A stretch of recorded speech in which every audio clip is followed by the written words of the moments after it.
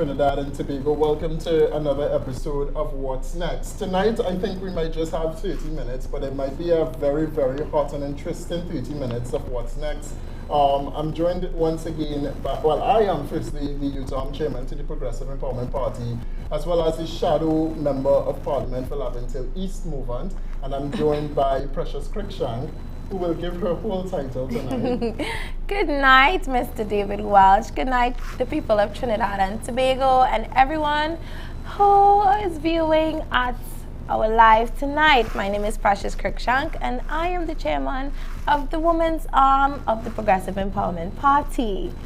Good night, David. Nice. So we, again, I don't know if to give people history again on what's next, or whether or not we should just dive right into what we have in store for you, the viewers that are viewing right now. Yeah. And as we always do for every episode, this is the 7th episode of What's Next. Yes, our 2. 7th episode. We always look at what our newspaper gives, and the front page of our newspaper, at least the Daily Express, is this, gas release. All right? Now, I saw, and I have a clip from CNC3 News tonight with school violence once again plaguing Trinidad and Tobago, especially school fights. And, but I don't think we're going to go into any of that tonight, all right? So we're going to down the newspapers tonight, Trinidad and Tobago, because... We're going to drop it tonight, guys. We have something even better. The director going to be vexed. So he just say, every time you buy a newspaper, does end up ripping it up. Director, we're dropping the newspaper tonight. We're not using the newspaper tonight, because we have our very own news right here in studio tonight. And once again, we're in the head office of the Progressive Empowerment Party. And, this, we celebrated, what is it? 6 years of our anniversary, the Progressive Empowerment last Party. Saturday. 6 years of creating trending stories across Trinidad and Tobago. Right. And when I say trending stories, I don't mean like just fun and games. Correct. I mean serious issues. Serious issues that our parliamentarians are not dealing with. And the seriousness of this show called What's Next, I mean, it's in the title. What next is going to happen in Trinidad and Tobago? Exactly. I can tell you for a fact, the next big thing to touch Trinidad and Tobago will be the Progressive Empowerment Party gaining the reins of government come 2025. The best person to talk about that, the man who has been fighting the fight across Trinidad and Tobago, even when I was a little atom growing up, the man that has been fighting the fight, the only person to take Trinidad and Tobago out of the mess that it is in, the man that put 11 shadow MPs in various constituencies and plan to fill all 41 in both Trinidad and Tobago. Correct. The political leader of the Progressive Empowerment Party, Philip Edward Alexander. Good night, sir. Good night, sir. We met Precious long distance. Thanks for the short notice and the quick and the lovely introduction. I want to quote Paulo Kernahan when he said, "We're getting so many rapid press conferences that varying all over the road. One day we get better days are coming. Yes.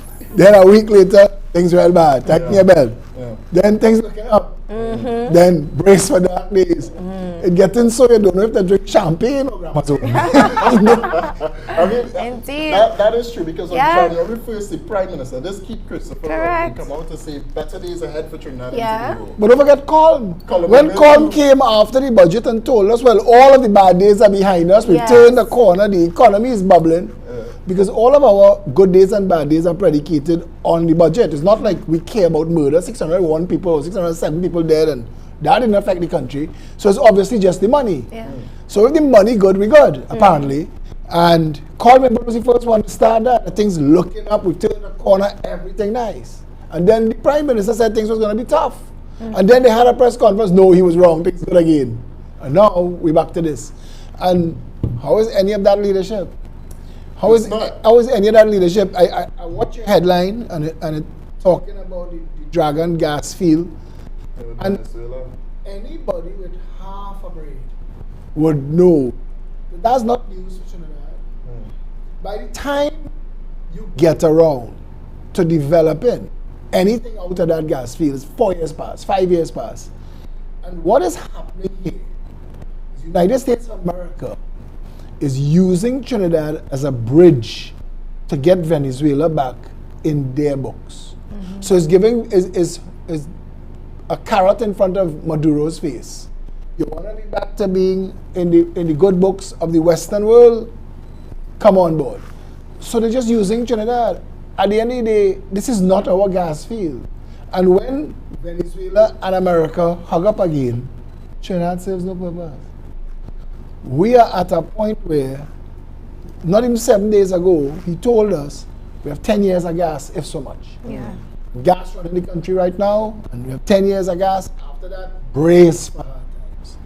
So I was assuming the next press conference he called would have been to say, our economy, we've been deficit financing for the past 10 years. We're going to diversify. We have no choice.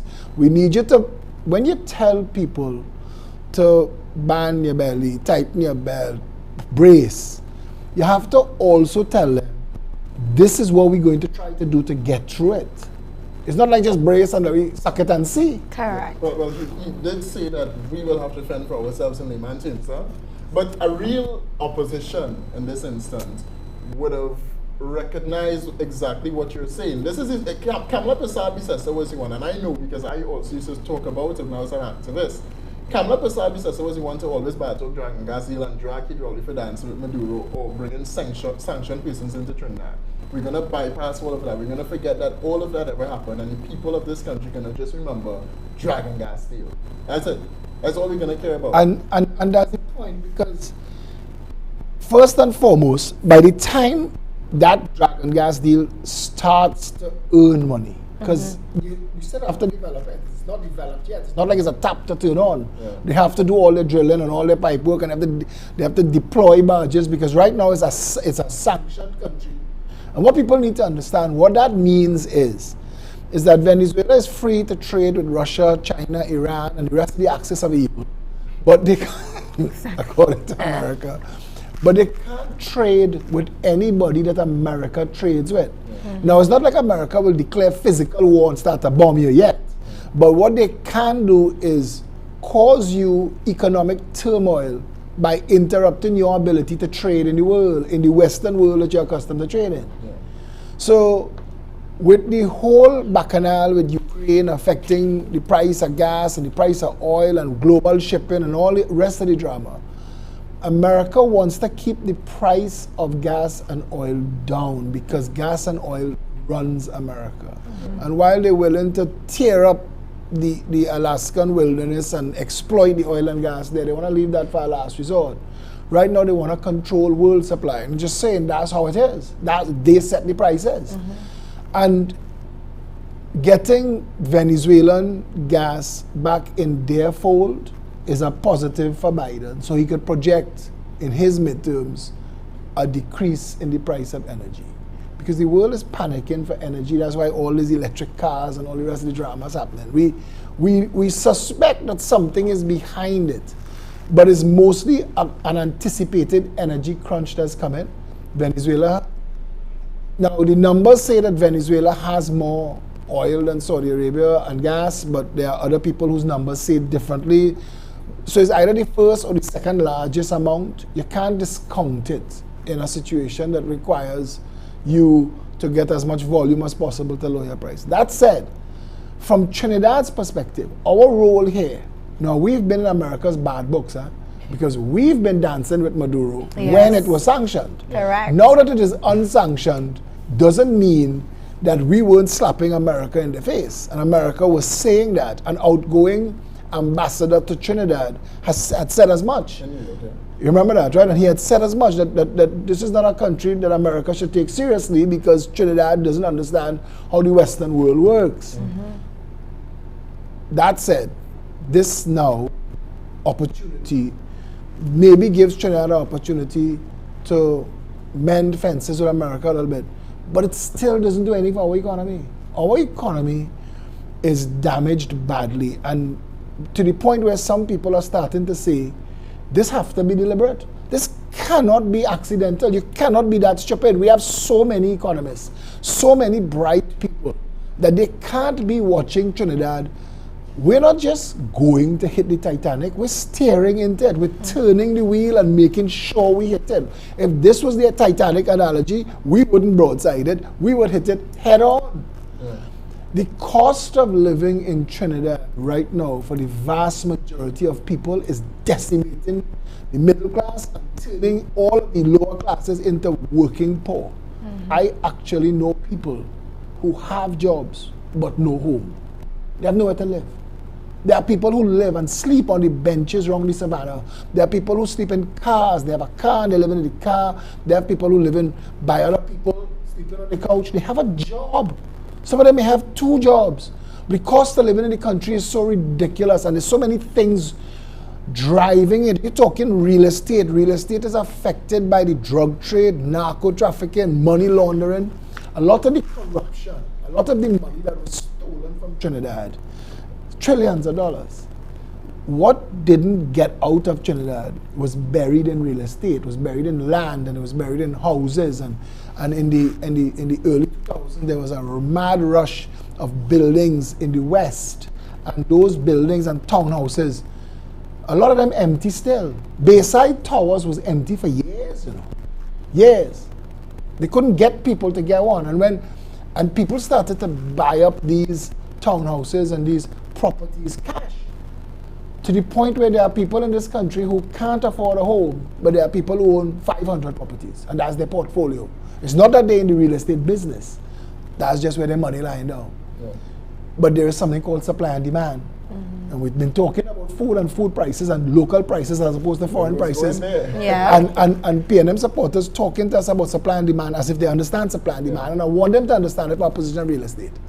If you buy up all the houses, I can't buy a house. And if I can't buy a house, or if 10 of us want a house and there's only one house for sale, like where Starlight Drugs is in Marava, the real estate agent who was selling the 4 or 5 houses that were there said to me, that was the first time I ever experienced a bidding war that took us to a point where the price was times higher than what the original sellers were asking for it. Supply and demand in real estate is what is affecting the price of real estate. Real estate prices in Trinidad. You look at a house in Westmoreland, a townhouse in Westmoreland, that sells for $3.5 million, $4 million, mostly because of location, because they don't have $200,000 worth of material in the house. A Westmoreland townhouse today, when it was built, by Mahad Hussain, it was about $30,000 to build it. That's what it was built. It was built with gypsum and PVC outside, and it was a cheap, low-income house. That's what Westmoreland started as. But because of security and crime, and a certain sector of society went to live there, people who know each other, create a middle-class community, so they were able to spend some money and develop it better, fine. But the value of those properties have nothing to do with what is in the properties. The average person in Trinidad, and I go so far as to tell you, there are people who are working in banks who can't buy a house. Correct. So you see hard times ahead just as Pete Rowley predicted hard times ahead then? Our hard times that have been coming, all the left, right, Pete Rowley has been doing good times, good times, all been nonsense. Call me, but has been lying. The country has no real business plan. Nobody knows. There is nobody you could bring on a panel, and you could bring every economist of name, every past minister of finance, every wannabe political leader, put them all on a table and ask them to describe what is the business of Trinidad and Tobago. You could name any country in the world and I could tell you what their business is, what their core business is, and how they earn their income to run their country. Yeah. Nobody knows what Trinidad is. Well, it should be oil and gas. You said that's what they said say earlier in your whole statement here that Trinidad and Tobago does not know how the Western world operates. Is it that we don't know, or we choose not to operate with the Western world? I think that the people who are behind this PNM government have been taking bribes from China through Venezuela. Because the Prime Minister stood up in Parliament, and I know that you would remember, and he said that we don't do what the United States say. The United States is a thing of the past and China is a thing of the future. She pulled up an article here only a couple of days ago, weeks ago on the show, because it's every week we do the show. And she showed how China is we borrowed. Trading. We Right. have been trading $1 billion US with China. And that's a recent article. That makes the point. That makes the point. Why would you go so far away from your traditional alliances? Why? Trinidad is wrapped up in the Western world. We should have been taking advantage of where we are, but we've never had the leadership to understand. So it was an easier thing to prostitute ourselves to China. Now, China's Belt and Road empire expansion strategy is basically to just get a bigger footprint so they could compete with America however they could. Because China wants to be the second world power to America. But Trinidad and Tobago didn't need to risk all of that. Where we are in the world, and I'd use Norway as an example. Norway understood the way Guyana understands, and I hope, because I know Guyana is a terribly corrupt country, just like Trinidad, you can't get away from that. They've been known for that. Like most of the Caribbean islands most of the Caribbean territories that got quick independence when the British decided they had enough of it, you all go. Because that's how we ended up with independence. There was no big fight for independence. All of y'all just get out.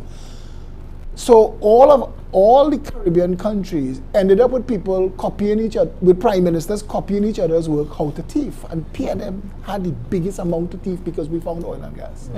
So the supporters and the financiers and the investors, the speculators and the backers of the PNM made off with a lot of money.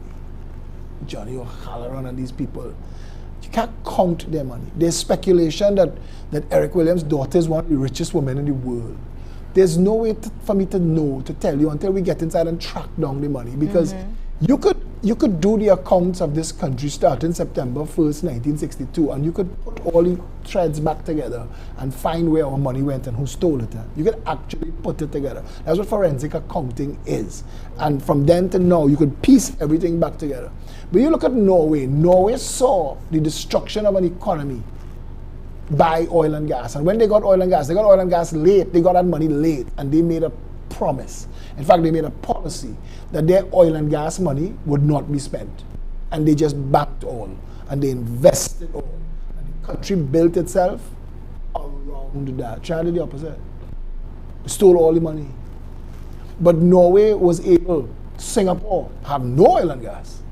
On services alone, Singapore is first world, developed. Its economy eclipsed America pre-COVID. Just before COVID, it was listed as the most competitive economy in the world. Singapore, a country a little bigger than Tobago. It's a third the size of Trinidad.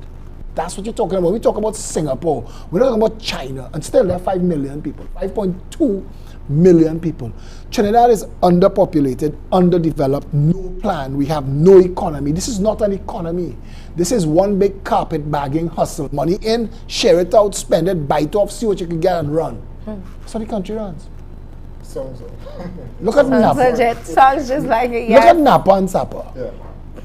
When Patrick Manning built Napa and Sapa, how long ago was that? 15 years? How long are they there now? Where is the plan to use Napa and Sapa? There's no plan for sports in Trinidad. Absolutely not. To that. Because $1.3 billion is Napa and Sapa. And I don't know of any orchestras being trained, any artists, any acting. I don't have any plays. I don't have nothing. Napa and Sapa. So you can say COVID, nothing happened in COVID, fine. But 15 years before.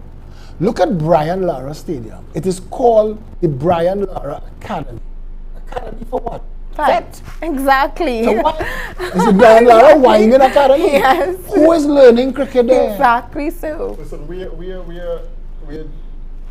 carrying our crafts of carnival to these places. To these, right? yeah. That is 1.2 what we billion. have. So that's 2.6 billion. Napa, Sapa, and the tsunami shelter. Brian Lara Tsunami Academy.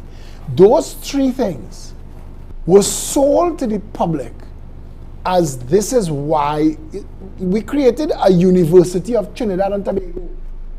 That was just to steal money. It's done, it's broken, it's bankrupt, it's gone. But it was just to steal money. Napa was to steal money, Sapa was to steal money. When Keith Rowley stood up in the parliament and he said, I went to the Prime Minister in August 2003 and told him about massive bid rigging and corruption taking place. He was talking about Napa, Sapa, and Brian Lara Stadium. That's what he was to Andy Tobago Hospital. That's what he was talking about. And all those campuses that were built in town. Trinidad has no vision for itself. It has no leadership. And you all as young politicians and people coming up in the country, you must hold on, you must enunciate, you must craft a vision and hold on to it. Your vision must be based on, how do I make this country better by my being involved? A Progressive Empowerment Party policy to decentralize Port of Spain, the government offices out of Port of Spain, will fix so many things. It will end traffic. Yes. The 250,000 people that get stuck in traffic morning and evening, that and they build all those flyovers for. I mean, Coleman them run amok building flyover in Aranguez and flyover by Grand Bazaar. We wouldn't need none of that. All of that is money wasted. All of the Taruba and all of that money wasted, just waste money. They waste money in all those campuses in town. Those should have been built in the center of the island. You should have found the geographical center of Trinidad and Tobago and built a government campus that could take care of everything that had to be centralized. And there are things that have to be centralized, including your Hall of Justice and your finance administration, your police administration. You could have centralized all of that and built all the Ministry of Education and all those other centralized offices around it. Yeah. And then you could have invited the private sector to build a commercial and a residential city around it. But you just had to build 4 roads to the 4 corners of Trinidad. And everybody who's spending 2 and 3 hours to get to work now in Port of Spain would have get there in 20 minutes. Would have get to work in 20 minutes. Because you were doing it in the modern era, you could have built it green. You could have built all powered by renewable energy. You could have built all the buildings with access to daycare in the building. Yes. You could have provided lockers for workers and showers in the bathrooms, so people could have come to work running, they could have come to work cycling, they could have come to work walking, and then go in their locker and like a gym, change and go to work, and then change later and run back home, promoting a healthier lifestyle. You could have done all of those things. There was so much that we could have done, and instead we built those cheap Chinese tin and plastic nonsense buildings in Port of Spain. How long will it take for a Progressive Empowerment Party to do that? To build those buildings? To centralize? Napa, or decentralize? Napa, Sapa, all of those things weren't designed for Trinidad, you know. They have architectural firms all over the world that have rooms of plans. You want a bridge? You want a building? You want a mall? You want an airport? What do you want? Come and see what we have. Send me some sketches, because they've done them all. All you need is, this one will need 4 acres, this one will need 17 acres. If you want to do it, this is kind of, you understand what I'm trying to tell you? So if you want to build government buildings, if you want to build a government campus, you just have to do a needs assessment. How many people am I catering for? What's the access? That kind of stuff. If you're talking access, it should have been built with handicapped access. We spoke about making sure that you hold back a lot of the jobs that are seated jobs for people who are confined to wheelchairs, because otherwise they're just as bright as anybody else. They're just not walking. So if you're going to be sitting in a chair all day, it might as be somebody who is naturally sitting in a chair all day. So you give them hope and opportunity too. A lot of these things could have been dovetailed. To ask how long you could build that city, you could build that city in a year.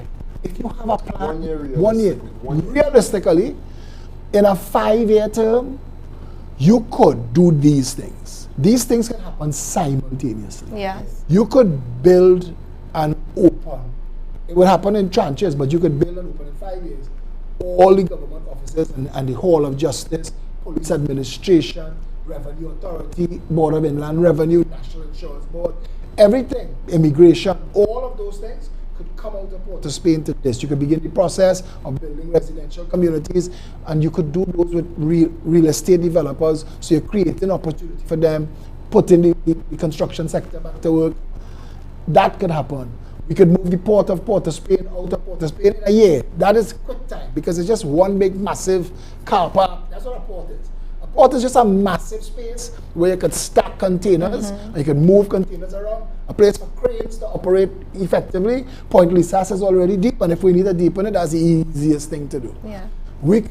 So in 5 years, this is what could be done in 5 years. You could move the government business campus out of Port of Spain into a new city in the center of Trinidad and Tobago. You could move the port of Port of Spain.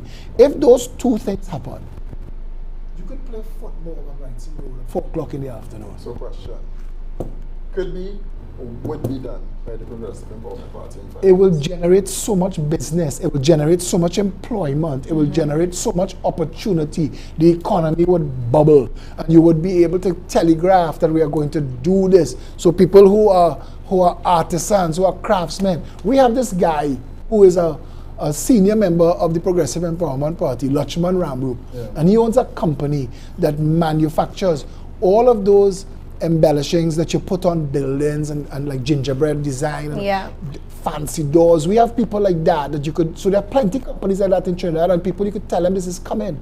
Get yourself ready for this. We want to build to this level. We want to tell the private sector, get yourself into renewables, because we're going to be talking to you about solar and wind and other renewables that could power this.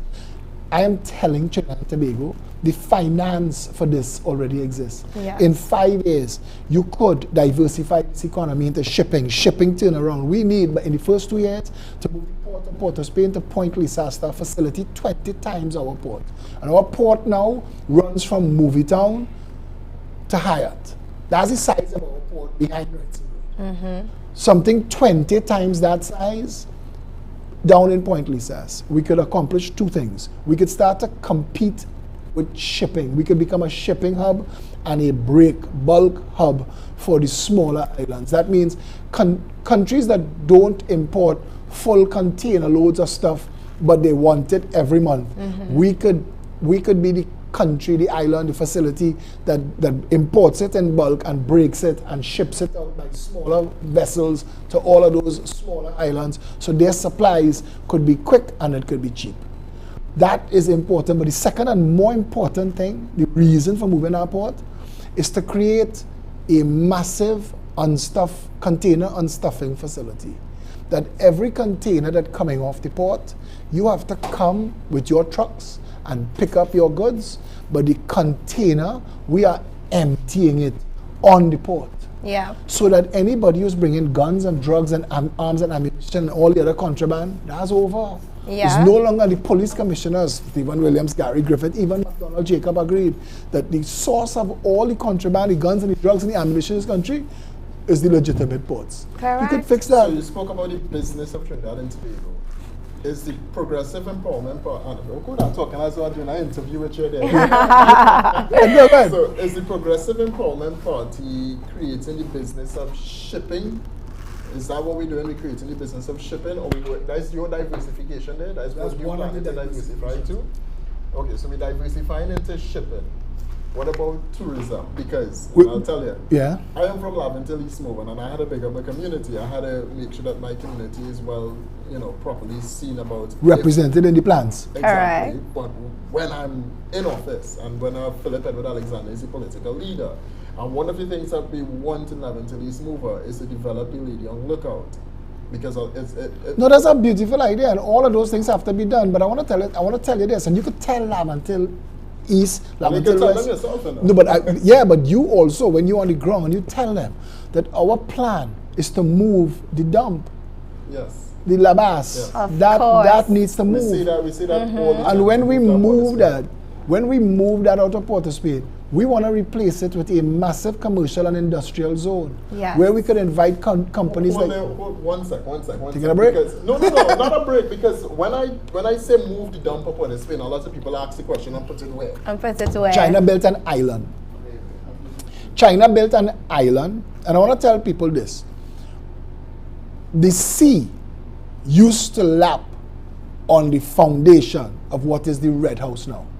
So if you ever walk to the Red House, you know that fire station and that library and all of that is on reclaimed land. In fact, Wrightson Road is named after the engineer Wrightson, who came and reclaimed all of that land.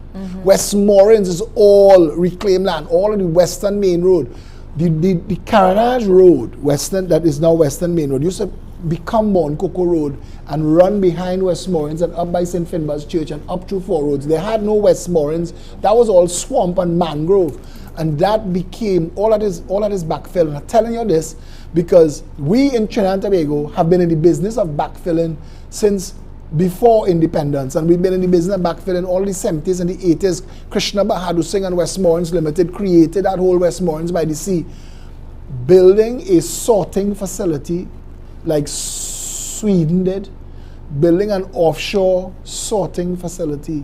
But our garbage dump of the future, a progressive garbage dump of the future, would be pre-sorted at the level of the home, the business, or the industry that's sending the rubbish anyway. So you'll encourage people to do composting for their own home gardening, because we'll be encouraging them in that, and that generates fuel, that generates gas.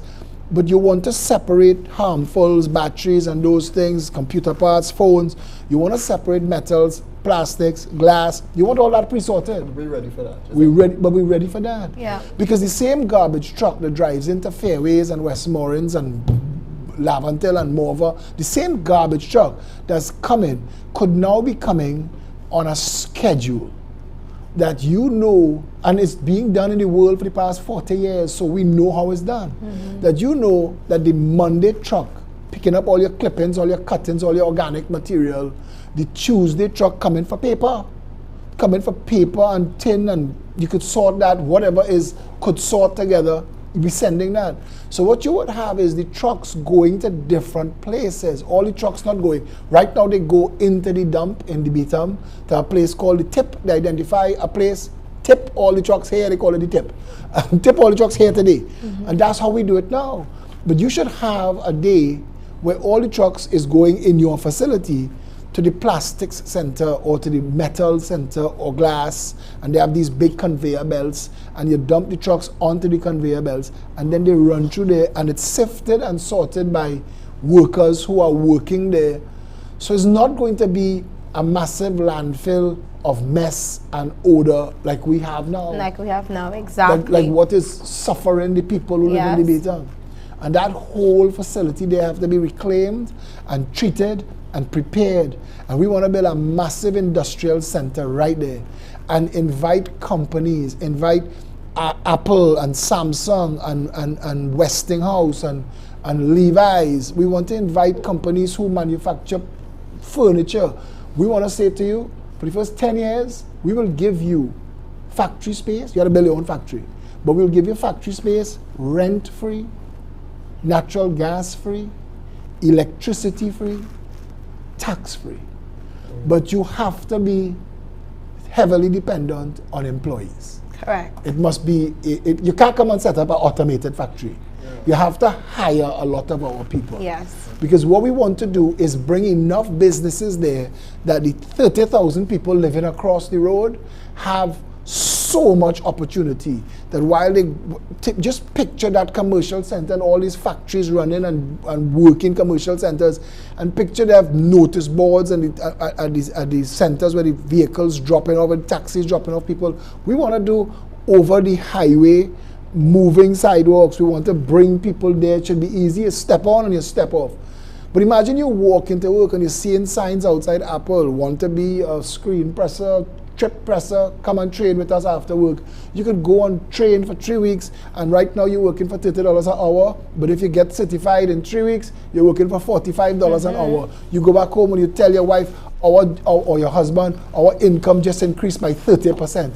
I mean, think about, we're talking about creating hope and opportunity for people. Yeah. That's how you create hope and opportunity for people. The people need, when we talk about in Trinidad at this point, how many, let's talk about in race, how many Indian doctors, how many Indian lawyers there are. And that was because the people who were farmers, they had sense enough to know that they wanted their children to go to university. And they wanted to drill that into their head. That's why we lost a lot of our farmers, because they sent their children, because farming was treated with scant courtesy, and we need to fix that too. Yes. But you have to have a vision for people, and you have to give them the opportunity so that the people who are working in information technology and commercial applications in this new environment, their children would grow up in an environment where they would know things. that they could take to a next level. That's how it works. What I know, my child do better at, because they know it from small. And they should be in that same facility, education facilities, information technology, couriers and shipping. That's the world, farming. That's the world of the future. Information technology, engineers, coding, farming, courier services and shipping. Those are the growth businesses of the future. And you need to have opportunities for our children here. When we talk about shipping, Trinidad, where it is, between North, Central and South America, and in spitting distance of the Panama Canal, where 90% of all shipping passes, we could provide massive shipping support for container ships that just need to come here and refuel. They need to come here and get food. They need to come here, and if you ever watched the show with Tom Hanks where he was hijacked by the Somalis, what it is that the crew that's running the ship for the past 2 weeks, they come off in Trinidad and they have a new crew to take the ship and continue, because a shipping ship never stops. And I'm just saying all of this, and I try to say it quick because I'm not trying to hijack what you're saying. No, but I'm just saying these things so that people understand that you ask me what could be done in 5 years. All of those things can be done in 5 years. In 5 years, you could call back all of your ambassadors, all of your high commissioners, and create hubs, ambassadorial hubs in Africa, in Asia, in Europe, in America, and the United Nations, and put people there, delegations, and their job is to sell Trinidad business to the world and to attract joint venture to Trinidad. That's the job, and account for what you're doing with your time. Correct. London in London party, and we don't know what he's doing. We don't know who is the American ambassador from Trinidad and what he's doing. We don't know. They don't have no mission, they have to account to nobody. But under a progressive government, they would. This is what we've done. We've gotten mango exports, banana exports, avocado exports, pepper spray. We know that we're trying to control and dominate the pepper spray market, because our scorpion pepper, which is not a hybrid like the other pepper that is a little hotter than ours, they talk about the ghost pepper, but our scorpion pepper grows, the Moruga scorpion pepper is a natural and grows naturally. That broken down to pepper mash, it's $2,500 US a barrel. That's plenty more money than oil and gas per barrel. We should be in the pepper mash business quickly, with a view towards getting into the manufacture of pepper spray devices, because hundreds of millions of those are sold every year. In 9 months, they become obsolete. You have to throw it away and get a new one. That's just that. It's not just pepper, it's also cocoa, it's everything. That is a business plan, David, for a country. If you allow Yes. No, but you're talking everything. No, but you see, but you asked what we could do in 5 years. But what you need are proper people. We call people ministers. What you need are CEOs, really, of those ministries. Their job must be, and a chief executive officer implies that there are other executive officers. You understand what I'm saying? Yes. People give themselves the title CEO would not understand, without they're the only employee in the company, but they're CEO. To be a chief executive officer, they have to be executive of other executive officers, of which you are the chief. Yes. There's a chief manufacturing officer, chief shipping officer, chief financial officer. And of them, there's a cabinet. You are the boss. You are the chief executive officer. Your job is to keep all these boats rowing in the same direction, to the vision, to the goal, to the mission of the company or the organization, in this case a ministry. Each of those executive officers have a team, a staff who contributes to that vision. So manufacture, so shipping, so buying, so selling, so marketing. You understand what I'm trying to tell you? That's how it's supposed to operate. And I broke that down in if it's a normal commercial business. But if you were dealing with education and you wanted to do the Progressive Empowerment Party policy to abolish the SCA and build 200 purpose-built schools, because at any given time we have 200,000 students to deal with. But they in all kind of hybrid schools. I mean, St. Mary's College that I went to was built in 1863, and it's literally duct tape and twine holding it together, trying to make it function. QRC was built in 1904, and they're beautiful buildings, but they're not functional schools. Well, right now is the Spirit of God holding these schools together. I want to take, Director, load up that clip for me, CNC3. The educational sector is in a mess, Mr. Alexander. It's not only in a mess from the state, but also from the children that we're breeding today. Yeah. Maybe the quote-unquote hyenas that we're raising today in the wilderness. So, Director, no, but you need to say that you were saying that sarcastically, and that you were quoting Keith Rowley when he said wild alligators and hyenas from our jungle, and he said those things and put that on these children. The government does not have a plan for them, but we do. Show your clip. Director.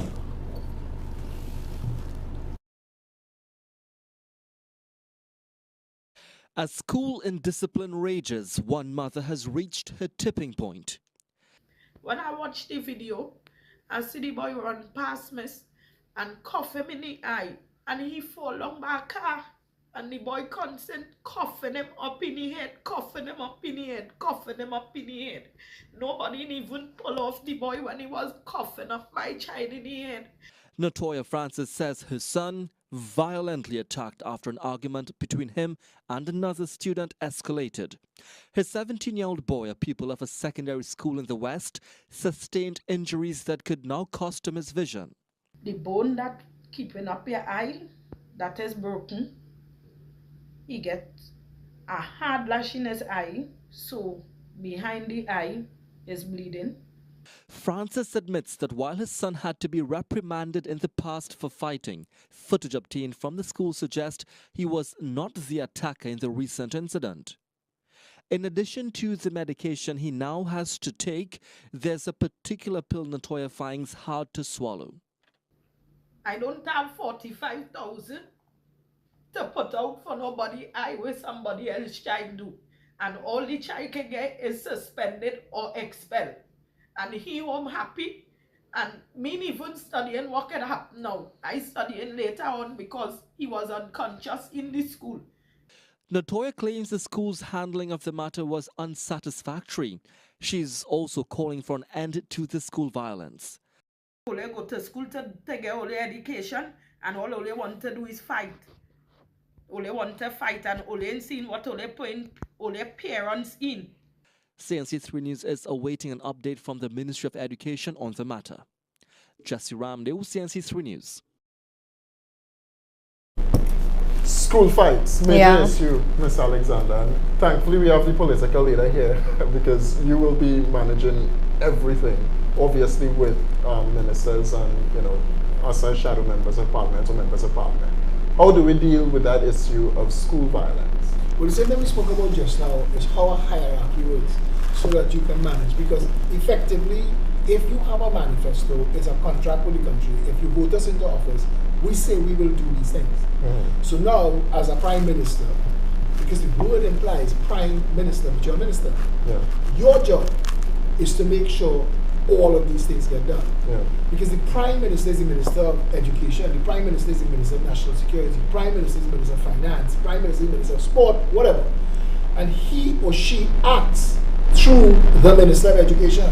So a meeting with the prime minister and the minister of education to get the education sector into some sense of where it wants to be. That is the job. Here, when we speak about 200 purpose-built schools, we have a plan for how those schools are going to work. We want to abolish the SEA. These children that you see that are going wayward are a function of a failing society. One of our senior members, Akil Camps, he says, and when I talk sometimes I realize how correct he is, that all of our policies work together to make the country better. Our water policy is our flooding policy. It's two sides of the policy. Both solves it. When we create hope and opportunity for the families, a lot of the broken families we have in this country, a lot of the crime we want to stop by moving the port and stop the guns and the drugs, and we want to end the crime in the country and create hope and opportunity. It rebuilds the family. We want to make home ownership a reality, so now the father and the mother have a vested interest of staying together and paying this mortgage because they're creating generation wealth for their children. And you give them hope and opportunity, they will stay the course. If people are frustrated and they have nowhere to turn, they'll walk away and they'll get themselves involved in stupidness. The family will mash up. But a family unit that has hope and opportunity stays together. And in the world, the numbers say that wayward behavior, antisocial behavior dries up when family units are strong. When you make it possible for people to own their homes, and when you zone in the schools because you abolish the SCA and you make every school a prestige school, so you could be proud to be going to school in Woodbrook or Laventille or Caroni, it doesn't matter, because all the schools have to account at the end of the year for the performance of the children and the teachers. And what we try to explain to people is with a grade point average, you set a national average. Let us say the national average is 4.0. So you have at the end of the year, you have a national exam where the children are competing against their last best performance. So they are chasing 4.0. Everybody's chasing 4.0. That is the best. And everybody wants to accomplish that. So it's not like, if right now with our system, if 20,000 children sit SCA and all 20,000 get 100%, where are you going to put it? You're going to put some 100%ers in NAPS and some 100%ers in Malik. You understand what I'm trying to tell you? Okay. Our system is not set up to create or accept performance across the board. Yeah. It is deliberately creating that scenario. In our system, it is possible for every child to attain 4.0 because they're not competing with each other. They're competing with a number. Yeah. They're competing with themselves. When you have schools, to the Minister of Education, at the end of this exam, all of the schools will be on a graph. You will see all the schools that did 4.0 and it will taper off to show you the worst or the least performing schools. When you go to those schools to find out why they were the worst performing, you could find out from the principal, who will now be able to look at all of the classes under their control and tell you, we have 12 classes in this school and 8 did the national average, but these 4 didn't. So now you know where the problem is. These 4 classes, and you go into those 4 classes and you're talking to these teachers and you identify 7 of the children did the national average, these, and this is what. So now you have some children who didn't achieve the national average, and you've identified them, you know who they are, and you could look at their last 2 or 3 terms end of the year, they were doing the national average. This child, why did your average drop? You now have, this is where counselors, this is where social development comes in. You talk to the child. You were doing well. What happened here?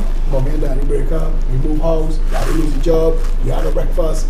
But you could find out what happened in this child's life to damage their educational progress.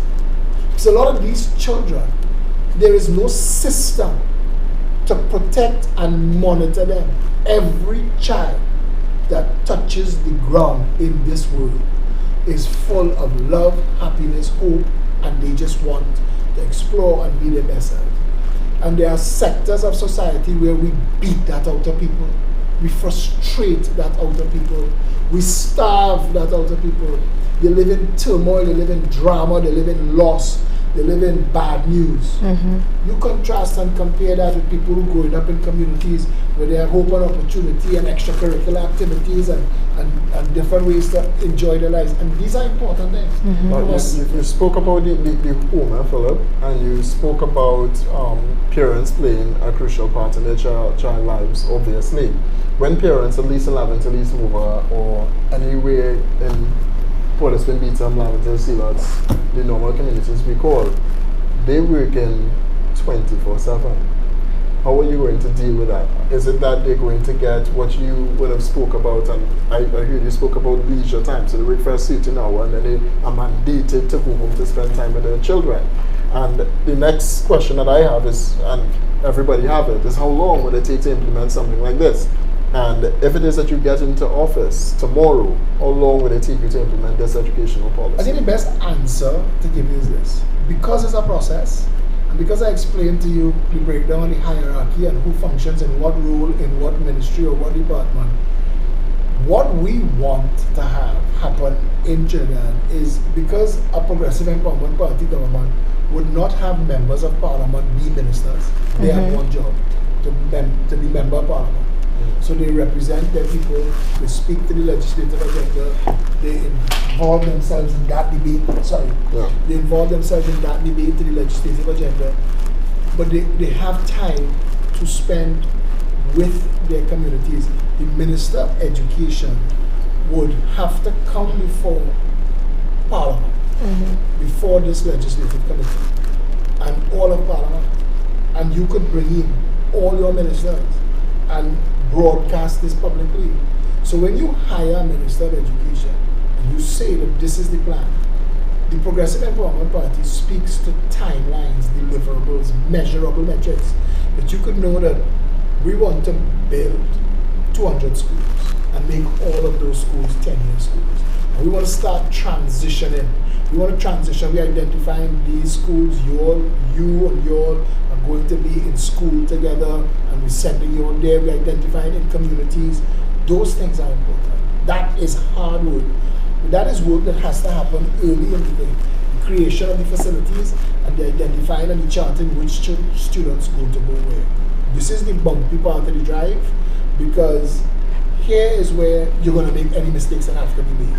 You'll smoothen it out on the long road, but all of the changes, because today I zone in your child because you're living in Bigger Martin, but you're moved to Marabella, and we have to now deal with that. This child can't be coming from Marabella to Bigger Martin.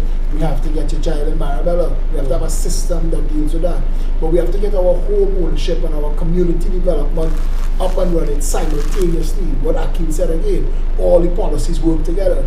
Because when the parents finally own a home, the place they own the home, the children will be going to school in that community. Because the parents working to educate the children, and they're dealing with paying off their mortgage so they can have equity to pass on to the children. The government, through the Parliament, will answer to the country. You will have access on the Ministry of Education website that shows all of the development progress and where the key timelines are, where you should be in 6 months, where you should be in a year, where you should be in a year and 6 months, so that that person comes before the Parliament and answers questions. You said, we'll be here. Where are we? Are we before it? Are we after it? Are we ahead of the schedule, behind schedule? And why? And this person has to explain to Parliament, because they have a lot of planning and there's a lot of moving parts. Telling you to move the city that easy. Telling you to move 200,000 children and create a new educational paradigm or paradigm. We are a Minister of Education who said paradigm. To create a new educational paradigm, we have to create a reality now for these children and the new reporting structure. So the shadow, I keep saying shadow MP, my bad. The Member of Parliament will be responsible for exactly that. All the members of Parliament will grill, will ask. This will be the people who speak. So the Member of Parliament. Not Speaker, are they responsible for exactly what you're talking about, creating that new educational system within their constituency? We have to remember what the Progressive Empowerment Party promises to do is to create a constituency board of supervisors. One of them will be an education supervisor. So that person has to be appointed early. And that person has to work with the Member of Parliament, because the Member of Parliament is the CEO of the constituency. Because he has a supervisor for education, supervisor for public health, supervisor for public works, public utilities and security. Those 5 supervisors and the Member of Parliament responsible for the development and the management of the constituency. So the supervisor for education for Marabella will identify how much children from Marabella or San Fernando West or Port of Spain South, how many children here need schooling. So it will identify how many school places we have to build. Noted. You didn't answer the first question now, so I'm going back to the first question. The home now, the parents at the home, those that are working 8 hours or 2 jobs, so 16 not getting home, some working security, now amalgamated as worker people. What about them? Well, the economy has to be managed from the performance of the lowest in society come up. We have to identify what is the true cost of living in Trinidad. We don't know. We don't know. Inflation is running amok, and the cost of living is all over the place. We have no set units of work value.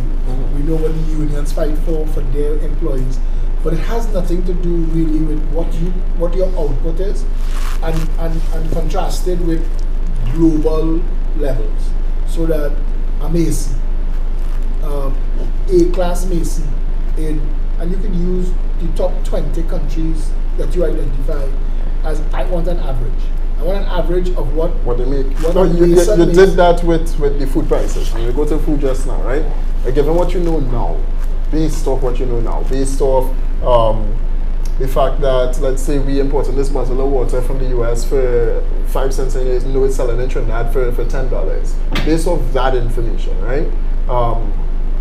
What about the family? What about the poor family? What about the single parent family? We have to declare war on poverty, and the things that create poverty are home ownership, lack of home ownership, lack of access to proper jobs.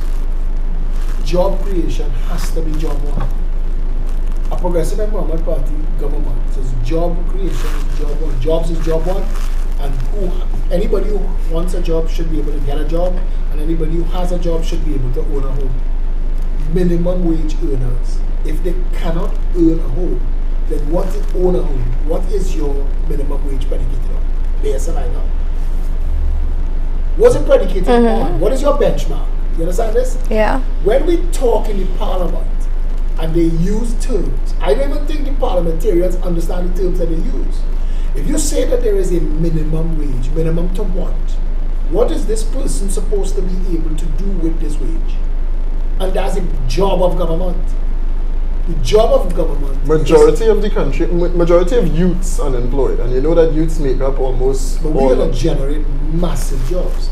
We're going to generate massive jobs. And within the first 2 years, we plan to have, I mean, China is going to be a buzz of activity, but we plan to create all of these job creating and opportunities in places. We're talking about getting into shipping, getting into agriculture, getting into tourism. We want to create a banking sector that recognizes entrepreneurs and makes credit available. We want to go back to a time when the bank has to pay you interest on your money, has to pay you interest on your deposit. You can't just use your money for free. Can't charge you because your money in the bank. We've come to a mad place. We've moved so far off of what the banking relationship should be. The banking relationship is predicated on, I have $10,000, I'll give it to you. Every year you'll give me $500 on my $10,000 or $1,000 on my $10,000, cool. And you are lending out my $10,000 and you will charge $2,000, $3,000 for it. You keep paying $2,000, I get $1,000, everybody happy. And that in 10 years, and this is what it used to be, every 10 years, any money that you left in the bank would double. That's what it used to be. The interest would double your money. Compound interest would double your money in 10 years. What we have now is in 10 years, your money will be gone. Gone, because completely. fees eating up your money. That is insane. We need financial sector regulations that changes that. And if Republic Bank and First Citizens Bank and Royal Bank don't want to do that, they could leave. There are thousands of banks in the world that want to come and earn the billions of dollars that banks earn in Trinidad. We can open that sector to competition. You don't have to fiddle with the credit unions. I keep hearing them talk that. That is a stupid idea. The credit unions serve a purpose. Leave them where they are. Just make sure they are accountable. But the shareholder accountable, and you should encourage that. You should put some kind of oversight on it. But don't play with that, because that's a good safety net. But the actual banking sector, if the actual banking sector had to pay you interest on your money by law, that's set by central bank, they would have to work that money, and they do. They're just eating all the profits now. That's why they can talk about those billions of dollars. Because they're eating all the profits. You're not getting your share. But your money is in the bank. And they're supposed to give you a share of that interest. We will make sure that happens. We will make sure that happens. The bank's having to work that money. Now you, as a young businessman, and there are so many young business people in this country that cannot get finance or credit to open their business. So they have to sell their soul to somebody else. They go to banks and they give them their whole idea for what they want to create. This is not a country that rewards entrepreneurship. No. If Elon Musk or the people who created WhatsApp, if they were in Trinidad, you don't ever have WhatsApp. If Zuckerberg was a Trinidadian, there would be no Facebook. Correct. That is true. Because it took When Steve Woz and Steve Jobs were meeting in Jobs' father garage and trying to build a computer that became Apple, when they were doing that, it required people, when they went to trade fairs, electronic shows, to show off what, demonstrating their new computer, their personal computer. There were people there who were finance people, who their job was, all right, I'll come and spend, I'll invest that 50,000 with you. Show me what you could do. How much money you need to get this off the ground? That's what the whole idea of Silicon Valley. Silicon Valley is not just the developers of these ideas. Silicon Valley is all of the finance people who gestated and got those ideas to market. Amazon, the first, Jeff Bezos became the world's first trillionaire. That company, or Amazon, when it was formed, it was a running joke in the computer world that Amazon was going to lose money for the next 15 years. And the people who invested in Amazon were aware that they had to pay all of these costs and all of these salaries for the next 15 years to get Amazon to a place of profitability, to where Jeff Bezos and his wife now competing to see who could give away the most money. But it started somewhere. You as a young businessman, I watch these Masons doing the actual work on Arapita Avenue for Unicom, and it upsets me. That's why I do so many videos on that. People ask me, why are you taking that on so? Because Unicom shouldn't be getting the lion's share of that money. Unicom bring nothing to the table. All Unicom bring to the table is access to government, access to contract, and it locks out people who are doing the actual work. There are plenty of people who go to the bank in this country and tell them, this is my idea. If you finance me, I'll get somewhere. And they tell them their whole idea. And after they leave, the bank loan officer calls somebody and says, hey, here's this idea. Exactly. There was somebody just come and tell me, you could do that. And that's nasty. They have no restraint of trade, they have no confidentiality agreement. That person should be able to come back and sue the bank. And the banks are supposed to be able to enforce what their employees do. None of that takes place in Trinidad. This is the wild, wild west. The country is a latrine pit because we have nothing. Nothing at no level works. And if you are a young businessman who is generating success, and I keep wanting to go back to the idea of Michelle Sohan and bakery treats. Michelle Sohan was a food scientist. She created all of the flavors, the original dairy bar. Remember that? With ice cream all over the country, original dairy bar. She was the person who used to create those flavors, mango and cherry, and all those things that became market standard. That was her job. And she went on to experiment with a whole lot of other things in food. But she became one of the best cake decorators in the world. And she went to France and to Italy and Spain and beat the best in the world. And she told me repeatedly how difficult it is to get finance to develop that business. Anybody else can rip her off. Anybody else can copy her work. Anybody else can hire away her staff. She can't pay them properly. She can't get finance. A business model is predicated on this is the development stage, this is the growth stage, this is the profitability stage. In Trinidad, you're expected to develop, grow, and make profit now. Nowhere in the world that happens. Nowhere. That didn't happen for no company you know. That didn't happen for Heinz. That didn't happen for Starbucks. That didn't happen for TGI Fridays. That didn't happen for Goodyear. It didn't happen for any company that you could name. There would be no Apple if Steve Jobs and Steve Woz wouldn't pay a salary while Apple was losing money. There'd be no Apple, there'd be no Windows. All of these people, and I'm just saying, and I don't want to dwell too long on this, but your banking sector in 2008, when Freddie Mae and Freddie Mac bust in America, and the housing bubble collapsed and damaged the economy, when Obama was running for president against this guy who was, anyway, they were running against George Bush. But it was at the height of the election, and they had to stand down from the election because Congress had to sit for an entire weekend non-stop. And the whole purpose of it was to put credit back in the economy so that the American business community could function, so that jobs could continue and homeowners could pay for their homes and bring the economy back. The American market is built on that credit. In Trinidad, our financial sector is built on credit too, but our banks and our financial institutions, they take all of it to themselves, and they control all of it, and all of the profit is theirs. When you deposit a check in a bank, even a certified check, I don't understand why they call it a certified check anymore. You deposit a certified check in the bank that certified the check, they hold on the check for 4 days. Correct. So it makes no sense. Mm-hmm. And when they hold that check, when you look at, all right, it's just my check, what's 4 days interest? But when you look at the whole total, for the day, the week, the month, the year, and you've had hundreds of millions of dollars not in the system that just belong to you for days, weeks, months, years, that you could have done whatever you want with, all of that interest is theirs.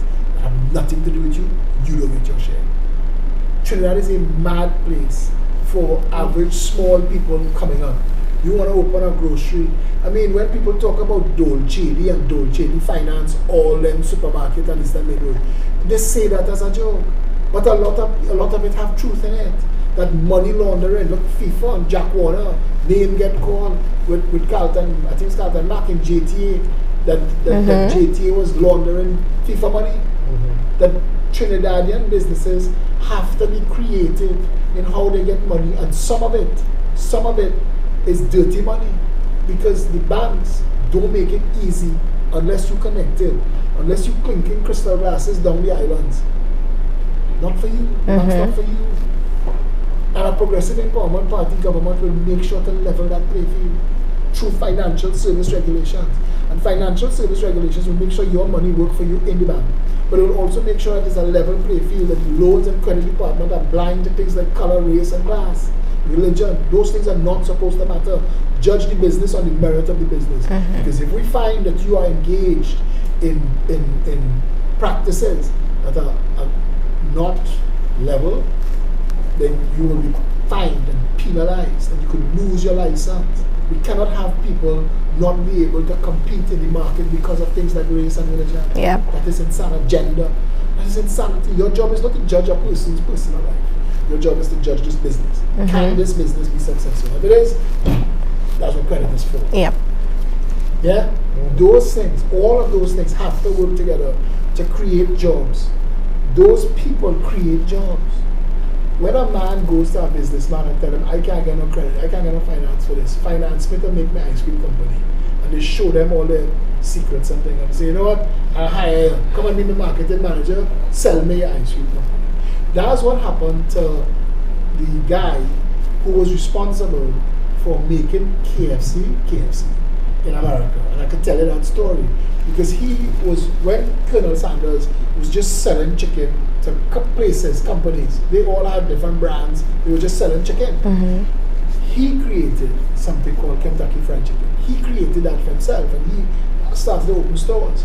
And the company that bought out Colonel Sanders, when they went to talk to him, they bought him out, but they didn't treat him right because they were going to do a global expansion to take advantage of him. He left, and he went to create Wendy's. His name is Dave Thomas. He was responsible for 2 fast food franchises in the world, KFC and Wendy's. And he's a good example of how easily people with vision and drive could be exploited if they don't have access to credit. I don't want to drone on and on about these things. That's a good story. But all of these things, I mean, Trinidadians need to know that there are people in this country that know and that care. Yes. It can't be that every politician just want, give me a chance and suck it and see.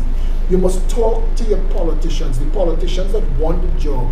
You must talk to them and ask them, drill down to the minutiae of what we're talking about here. When we're talking about water and flooding, capture, hold, treat, distribute. Find out through all of the statistical data that we have the last 100 years, where does the water collect and where it collected? Right there. Drill your maintenance, your retention ponds, or your maintenance dams, or whatever you have to put right there, that's where you're storing the water. We should never have any kind of desalination in this country. It's a waste of money, it's a waste of time, it's a waste of energy to power it. Desalination is the most expensive water you could make. Powering that system to take salt out of that water. And we should never have that in Trinidad. And that power, I swear to you, I am sure, that is what the people of this country have to pay back TNT. That's what this whole RIC nonsense is. They have a lot of that where they wasted energy and trying to put the bill back on everyday people. But water, solving the problem of water is the easiest of the problems. We could put, I can talk 5 years, we could make water for all a reality in 3. And we only need 3 to lay pipe to people who don't have connectivity. And if you break apart WASA into 41 WASAs, 41, so that they all closed off on a loop. So Diego Martin West water, you are sourcing water for Diego Martin West. You're capturing, holding, treating, and distributing it in the closed loop that is Diego Martin West. Now we will have connection valves in the closest constituencies where they overlap. Where Diego Martin West meets another constituency, there'll be closed valves that if that constituency for some reason has no water, that Diego Martin West can lend them while whatever it is being fixed. That will exist. But if you have closed off systems, when you have a problem in the constituency, it is only there. In Trinidad, when DeSalcott go down for whatever reason, they have to publish these lists of constituencies that get in water. You are running water under highways to far-flung constituencies, and it shouldn't be so. Because everything in the northern range is perpetually wet. This is the dry season, and Diego Martin is still, we call it the toilet.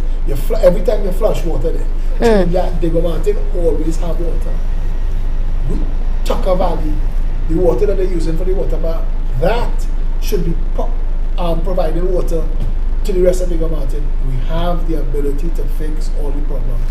When you're talking to politicians, when politicians come in for your vote, when they come with all their fanciness, tell them put that aside. Let's talk about details. How will you fix this? How will you fix that? Talk about this just now. This could generate money. This could generate income for people who are unemployable. You could put, and it will clean up the environment. You put a 25 cents refund on this at the point of manufacture, at the point of importation, every plastic bottle. So that the manufacturer or the importer is responsible for cleaning up after themselves. So that people, the indigent, homeless, people who just unemployable, okay, scouts, cadets, youth groups, anybody who want to raise some funds. I remember me and my friends when we were small, we used to pick avocado and sell it outside Disco Mart and Albert Avenue to make money to buy goats, because we was rich. But I'm saying to you that you could do this here, and this, when you get this back, this could be broken down and used in the construction sector and in roads. That you just shred this, because now they know that adding shredded plastic to reinforced concrete makes it stronger and more flexible. But beads of this in the road silences tire noise, which is 70% of the noise in a road. All of these things, all of it, everything. And I would love an opportunity for any of our members, but I would love for me to debate any other political leader. And I would like that the country, the taxpayers, the citizens, should be the ones to ask the question. Yes, of course. It shouldn't be planned. Let the taxpayers ask the question. If you have 10 political leaders, every question, give a different one first. So it's fair.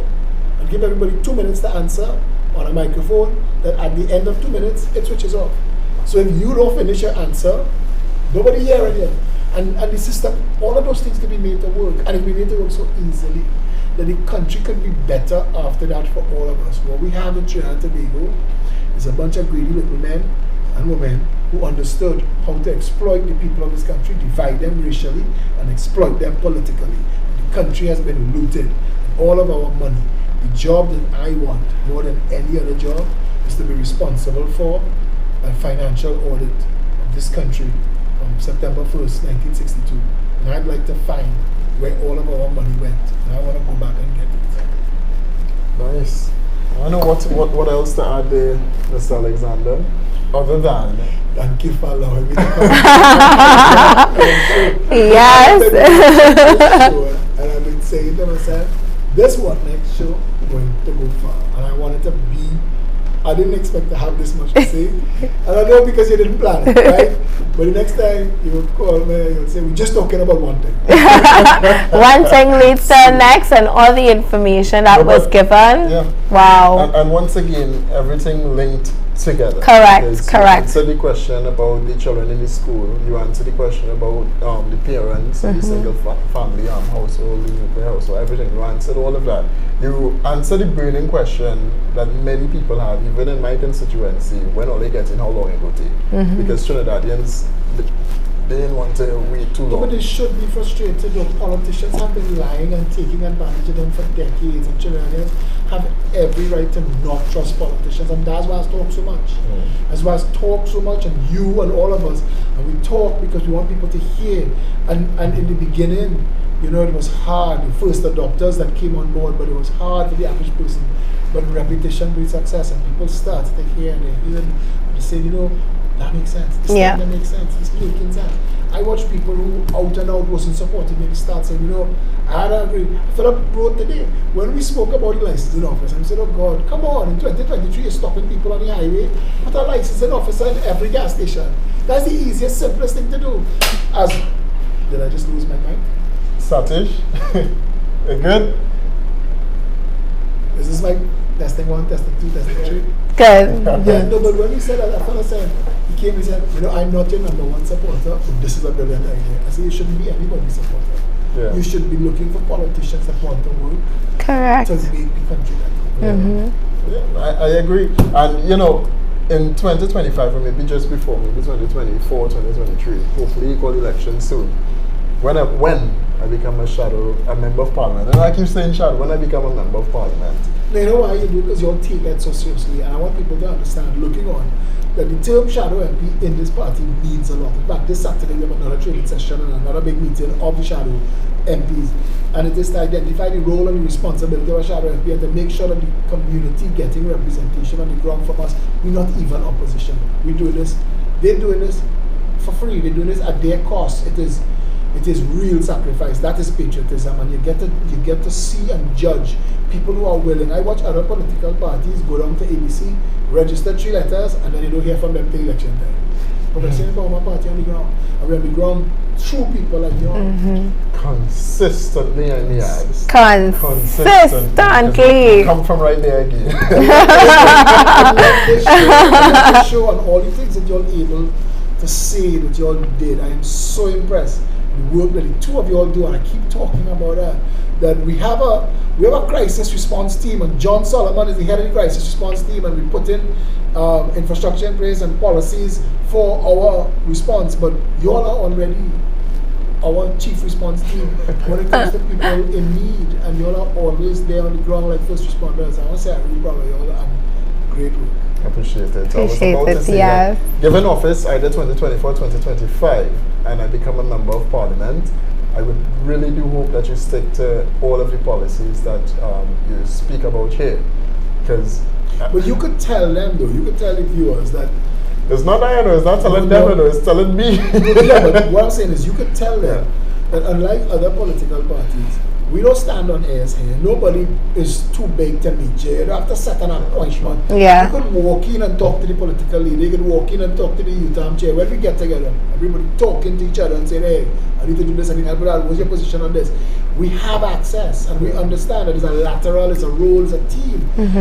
We say teamwork makes the dream work. What we want more than anything, we may not accomplish everything that we set out to accomplish, but in the first 5 years, we will accomplish so much. We want to launch something called the Quality of Life Index, where Trinidadians could go on a social media platform and tell the country what not working for them, so that the government could see it like they're seeing it. If 77% of the people think roads is problem or the economy is the problem, the minister responsible have a job to bring that number down, to get the people happy. It'll be right there. The cabinet will say, brother, you're winning and losing. I believe in the policies. I believe that if a progressive empowerment party takes up office, that every single thing that you speak about will be implemented.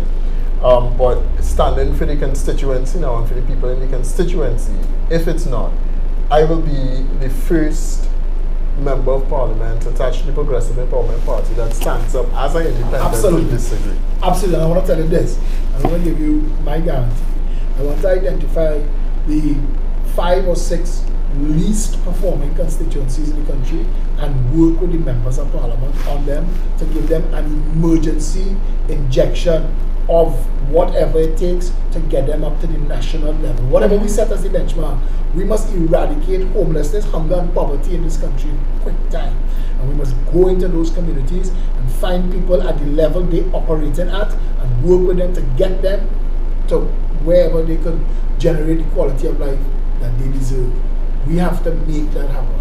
We can't abandon people. And I love this saying, you cannot continue to judge the performance of the economy by how well the rich do it. Yep. We have to judge the performance of the economy by how well the people at the bottom do it.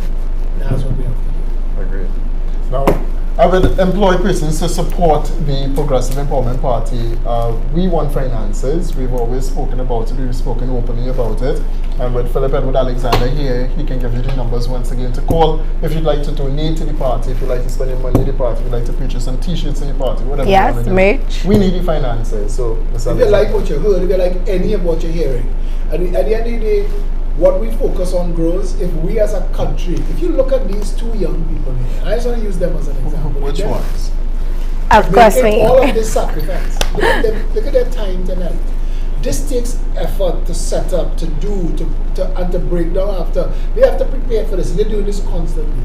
If you like what you're seeing and you're hearing, if you realize that the Progressive Empowerment Party is something different, then help water this seed and make it grow. And the fastest way to do that is through financial support, because this banner behind us costs about $5,000. And there's things like that. Things like that you need to understand. The tablecloth, the chairs, the electricity, lights, the office, the studio, all these things cost money. And we are totally disconnected from the contract mafia. We have no political investors, no political speculators, so that when we get into office and we're changing things and cleaning up things, nobody can tell us, well, you can't do that because we give you money. At the end of the day, the Progressive Empowerment Party wants to belong to the voters, and the voters need to understand that we need money to win the election, to be able to fix the things you want fixed. Ms. Alexander, thank you so much for coming. This was so thank you. Again, you can't reach You Precious. can't reach, exactly. Of course. So that Trinidad and Tobago was a political leader of the Progressive Empowerment Party, Mr. Philip Edward Alexander. And once again, I'll describe him as dynamic and a true patriot. Absolutely. 6 long years. And in fact, even before that, because as people are saying, well, I'm not going to so just end the show. But yeah, that was the political leader, Philip Edward Alexander, the next Prime Minister to the Republic of Trinidad Correct. and Tobago. I can give you that assurance, all right? Absolutely. It is 9:20. We went on very long. We'll be back here on Friday once again from 7 to 8 p.m. What's next with both myself, David Welch, as well as Precious Cruikshank. Thank you guys for tuning in. You've gotten a lot of information, and I hope you let that information stay with you. We gone? Satish done cut the show already. Satish just ready to go. Satish. Oh, go on, Satish. Wait, Satish, wait. We're going now. Give us 1 more minute. So, guys, take the information and it consume your being. And don't forget that. Vote for the Progressive Empowerment Party. That's right. Vote for the Progressive Empowerment Party. We have 11, as Philip is saying. Yeah. We have all 41. All 41. Tobago, and you will get to know each and every one of them. They will be present. 10 more to be announced right after Carnival. Right after. Hey. 10 more. And as I always say, Adrian Leons have a run for your money. A big run for his money. I'd love to put him to debate you. I'd love to see that. Of course. It should be. That's right. Every constituency, you see, NC3 TV 600 cents. Every constituency, every party is sending up candidates. Have 41 debates. That's right. Candidates with the political leader debate. Oh God, come on. That's must-see TV. That is must-see, exactly. I would love to debate Adrian Leons. Let's hear what they think. Let's hear their ideas. So, Trinidad and Tobago, thank you so much for being here. David Welch, Chairman, Progressive Empowerment Party. Precious Cruikshank, Women's Chairman of the Progressive Empowerment Party. Now, because the director gone, new director, Satish, just hit tab. Thanks so much. Good night. Hey. David, you know I cannot move, huh?